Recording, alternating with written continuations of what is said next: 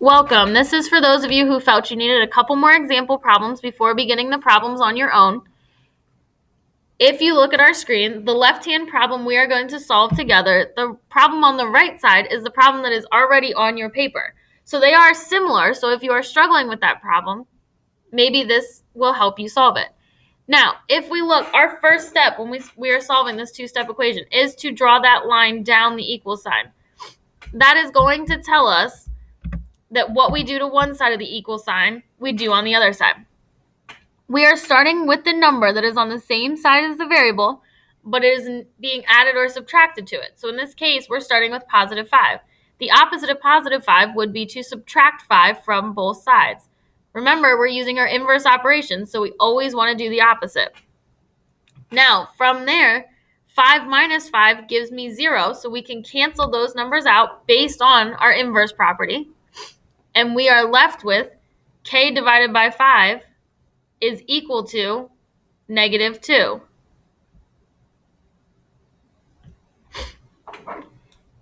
If we look at this now, we have a one-step problem. If k is divided by 5, we need to use our inverse operation, so the opposite of division is multiplication.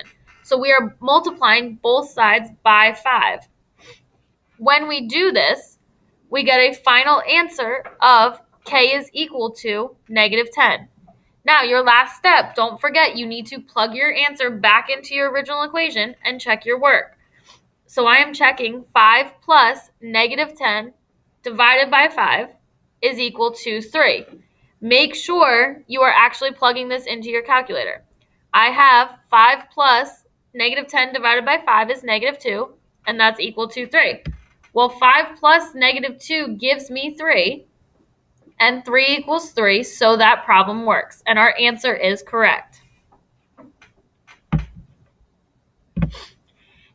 If we look at this next problem, the problem on the left side is the one on your worksheet, but the problem on the right side is the one that we are going to be solving together.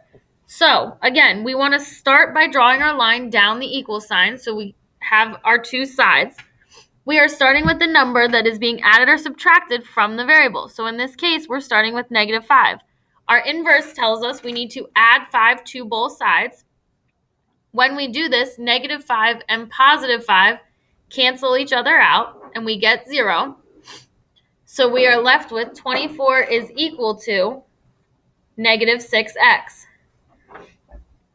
The biggest thing to keep in mind when you have a number next to a variable, that is your coefficient. That means you are multiplying by that number. So if we are multiplying, we need to use our inverse operations. The opposite of multiplication is division. So we're going to divide by negative 6 on both sides of the equal sign. When we do this, we are left with negative 4 is equal to x. The last step is plugging it back into our original equation and checking our work. So we have 19 is equal to negative 5 minus 6 times negative 4. When we simplify this, you are left with negative 5 minus negative 24. When we solve that out, we get 19. If we look, 19 is equal to 19, so that tells us we are done solving our problem, and our answer is correct. From here, we want you to try the practice problems that are on your sheet. If you feel that you are still struggling, please raise your hand and let your teacher know. We'd be more than happy to help you.